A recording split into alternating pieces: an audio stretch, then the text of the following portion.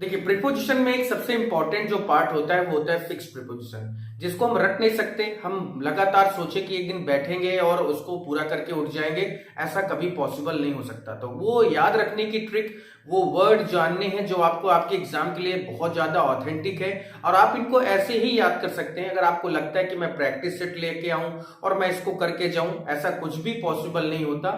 हम लोग भी 10 साल 15 10 साल 12 साल हो रहा है पढ़ाते हुए, तो हम लोग जानते हैं कि किन वर्ड्स का यूज ज्यादा होता है, कौन से वर्ड ज्यादा पूछे जाते हैं। तो उन वर्ड्स का पूरा कलेक्शन यहाँ पर आपके सामने है। आपको कुछ नहीं करना, सिर्फ 5 से 7 मिनट इस पूरे वीडियो को देखना है। पार्ट बाय पार्ट लेके आऊंगा, यानी 10-15 एक दिन, 10-15 दूसरे दिन, 10-15 ये ऐसे ही याद हो सकते हैं। अगर आप सोचते हैं कि बस एक दिन में हो जाएगा, तो ये चीज इम्पॉसिबल जैसी है। तो चलिए शुरुआत करते हैं। सबसे पहला वर्ड हमारा है, और मैं इन वर्ड्स के बारे में पूरी हिंदी भी लिखी है, सब कुछ किया है। जैसे लिखा है एब्स्टेन। एब्स्टेन, इसका मतलब क्या होता है? अलग रहना। इसका मतलब क्या होता है? एब्स्टेन का मतलब होता है अलग रहना। तो अब अलग रहना, तब तो चलो इसका हमें एक वर्ड भी, हमें एक फायदा ये भी मिलेगा कि हमारा वर्ड पावर थोड़ा सा अच्छा हो जाएगा। और इसके साथ साथ आपको इसमें जो चीजें कंडीशनल हैं वो भी जाननी होंगी। जैसे कि एब्स्टेन के साथ हमेशा फ्रॉम का यूज होता है। एब्स्टेन फ्रॉम यूज होता है, जिसका मतलब होता है अलग रहना। अब अलग रहना किससे अलग रहना है भैया? तो याद रखो कि जब आप किसी चीज से अलग होते हैं, पर्सन की बात नहीं कर रहा हूं मैं, यहां पर मैं किसी चीज की बात कर रहा हूं। तो जब आप किसी चीज से अलग होते हैं तो वहां पर आप क्या यूज करते हैं? एब्स्टेन के साथ फ्रॉम, एब्स्टेन के साथ फ्रॉम, एब्स्टेन के साथ फ्रॉम, फ्रॉम, फ्रॉम। बस इसको दिन भर अपने माइंड में चलाते रहो। आप ये सब चीजें 1-2 बार दिन भर में जब करेंगे ना, तो आराम से आ जाएगा। भाई इंसान ही ने बनाया है इसे, और हमारे जैसे इंसान पढ़ा रहे हैं, और आप जैसे बच्चे जो है वो पढ़ के आगे जा भी रहे हैं। तो ऐसा बिल्कुल मत सोचिए कि नथिंग इज इम्पॉसिबल। तो आई एम पॉसिबल, इम्पॉसिबल में एक वर्ड है ना, आई एम पॉसिबल, तो वो है, बिल्कुल परेशान होने की जरूरत नहीं है।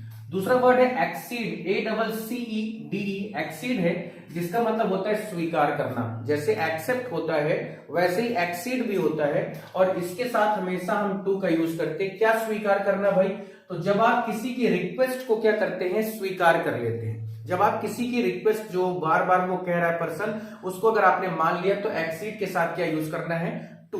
उसके बाद है एक्यूज, सबसे ज्यादा पूछा जाने वाला। ये 2 वर्ड हमेशा याद रखना, चाहे वो बिगनर हो, चाहे वो जो भी भाई हो, बहन हो, जो शुरुआत करने जा रहा है ना, तो उसको इन वर्ड से जरूर अवेयर कराइए। एक्यूज, एक्यूज का मतलब होता है दोष लगाना। जब आप किसी पर ब्लेम लगाते हैं, तो किसी ने आप पर ब्लेम लगा दिया, तो you are accused of. Accuse के साथ ऑफ यूज होता है, याद रखना। और इसका मतलब क्या है? दोष लगाना। किसी चीज का दोष लगाने के सेंस में एक्यूज ऑफ होता है, दोष लगाना। लेकिन जब आप के ऊपर से वो दोष हटा दिया जाए, दोष मुक्त कर दिया जाए, तो एक्विट, और एक्विट के साथ भी ऑफ। दोष लगाना, दोष हटाना, दोनों के साथ ऑफ का यूज करेंगे। और यहां पर भी किस चीज का दोष हटाना है भैया? तो चार्ज का। जब भी कोई आपके ऊपर आरोप लगाता है, तो वो आप पर एक चार्ज कर दिया जाता है, यानी एक तरह से आपके सामने एक फाइल, जो FIR हो, कुछ भी हो, है ना, वो एक चार्ज आपके सामने रख दिया जाता है, आप पर जुर्माना लगाया गया, तमाम तरह की चीजें हैं। तो वो जब आप उससे बरी हो जाते हैं, दोष मुक्त करना मतलब बरी करना, तो एक्यूट ऑफ और एक्यूज ऑफ, ये 2 वर्ड बहुत जरूरी है, याद रखिएगा। इसके अलावा एडमिट, एडमिट का मतलब होता है स्वीकार करना। एक्यूज, जब आप अपनी गलती को स्वीकार करते हैं, तो वहां पर एडमिट ऑफ होता है। एग्री, ये सबसे इंपॉर्टेंट है, बहुत ज्यादा पूछा जाने वाला वर्ड है। 3 बार एग्री, जैसे एग्री, एग्री और एग्री, तीनों का मतलब सहमत होना, सहमत होना। लेकिन कंडीशन कहां है? एग्री टू प्रपोजल, जब आप किसी प्रपोजल से सहमत होते हैं, चाहे वो किसी भी नौकरी का हो, किसी भी जगह जाने का हो, कोई भी प्लानिंग हो, अगर उसमें आपके सामने प्रपोजल आया है और अगर आप सहमत हैं, then you have to use to as a preposition. और एग्री विथ क्या होता है? पर्सन। जब आप किसी पर्सन से सहमत हो, I am agree with you बोलते, तो एग्री विथ आता है। एग्री ऑन मैटर, जब कोई मैटर, कोई मामला हो और आप उस पर क्या करें, अपनी सहमति देते हैं, तो वो एग्री ऑन। ये एग्री वाला भी बहुत पूछा जाता है, ध्यान देना। ओके, उसके बाद है अटेंड। अटेंड से बनता है अटेंशन। अटेंशन या अटेंड, जिसका मतलब होता है ध्यान देना। किसी चीज पर जब आप ध्यान देते हैं, पर्सन पर नहीं, किसी चीज पर, तो अटेंड के साथ क्या यूज करते हैं? टू का। अपोलोजाइज ये भी 2 बार लिखा हुआ है। अपोलोजाइज क्षमा मांगना है ना, अपोलोजाइज करना दोनों का मतलब होता है क्षमा मांगना, जबकि फॉरगिव का मतलब होता है माफ कर देना। तो क्षमा मांगने का सेंस क्या है, तो अपोलोजाइज टू पर्सन, जब आप किसी पर्सन से क्षमा मांगते हैं तो अपोलोजाइज टू होता है। लेकिन जब आप किसी पर्सन से किसी चीज के लिए क्षमा मांगते हैं तो वहां पर हम फॉर का यूज करते हैं। तो अपोलोजाइज टू और अपोलोजाइज फॉर। इसके बाद वर्ड हमारा कुछ यहां पर भी है, जैसे अबाइड। अबाइड का मतलब होता है निभाना, तो अबाइड के साथ हमेशा क्या रखेंगे, बाई। और क्या निभाना है भाई, तो प्रॉमिस जब आप निभाने का वादा करते हैं ना तो अबाइड बाई होता है। अबाइड एक और होता है जिसका मतलब होता है रहना या ठहरना।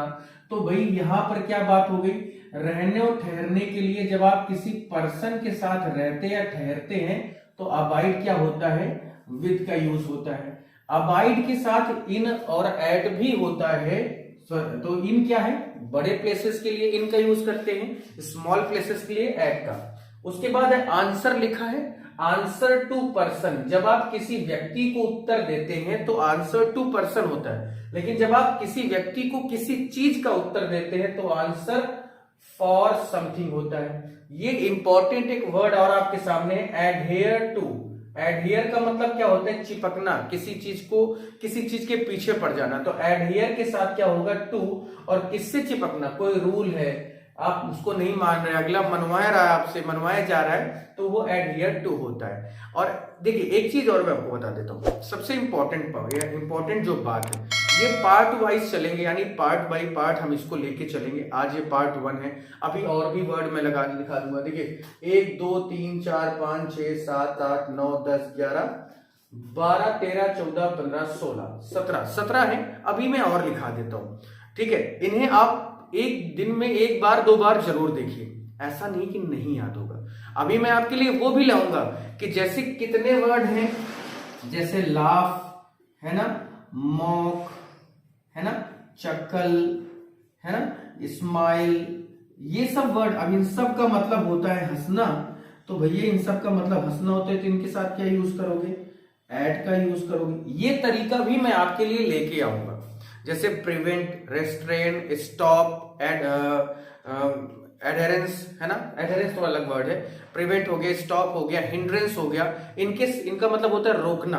अब इनके साथ क्या आता है, हमेशा फ्रॉम आता है। तो वो वर्ड भी आपके सामने होंगे, परेशान होने की जरूरत नहीं है, बस आपको थोड़ा सा समय देते रहना है। समय दे के चलिए, थोड़ा सा समय देंगे तो ये सारी चीजें आ जाएंगी। ऐसा कुछ भी परेशान होने की जरूरत नहीं जो आपको ना आए, ठीक है। तो आगे भी और भी सारी चीजें हैं। पार्ट 1 यहां पर है, कल पार्ट 2 भी होगा और इसी समय होगा। तो पार्ट 2 के लिए भी आप तैयार रहिए। आगे की चीजें इंपॉर्टेंट वर्ड हम लोग लेके चलेंगे। अभी हम लोग, आप मान के चल लीजिए कि अल्फाबेटिकल चल रहा है, ए वाले चल रहे हैं। भाई यही तरीके हैं जहां से आप चीजें बना सकते हैं। बाकी तो बहुत सारी किताबें हैं, बहुत सारे टीचर्स लगे हुए हैं, बहुत सारे वीडियोस हैं जहां पर कुछ ना कुछ मिल रहा है। आप थोड़ा थोड़ा पढ़िए, हल्का हल्का पढ़ेंगे, थोड़ा थोड़ा पढ़ेंगे तो चीजें अच्छे से समझ में आएंगी, गारंटी है इस चीज की। ऐसा कोई डाउट अपने माइंड में मत रखो, बिल्कुल आएगा, परेशान होने की जरूरत नहीं। तो ये था आज का, आपको डोज दे दिया, तो थोड़ा सा डोज और बढ़ाइए, 1-2 शब्द अपने से और तैयार करिए। और कल मैं ऐसे वाले वर्ड ही लेके आऊंगा जैसा आप ये देख रहे हैं, ऐसे ही वर्ड। और शाम को 7:30 बजे डेली हमारे 7:30 बजे क्लासेस होती हैं। तो शाम को 7:30 पर इसी फिक्स प्रीपोजिशन की हम लोग क्लास लेके आ रहे हैं आपके लिए। एक प्रैक्टिस सेट लेके आ रहे हैं 30 क्वेश्चन का। 30 क्वेश्चन होंगे उसमें, जिसमें आपको क्या मिलेगा, क्वेश्चन करने को शाम को 7:30 बजे। तो शाम को 7:30 बजे फिर से मुलाकात होती है। थैंक यू सो मच, और जरूर आप देखेंगे, आई होप। और अगर आप अच्छा करना चाहते हैं, आप अच्छा चाहते हैं कि प्रीपोजिशन आपको आए, इन सब चीजों में आप परेशान ना हो, तो ये जरूरी है आपके लिए। Thank you so much.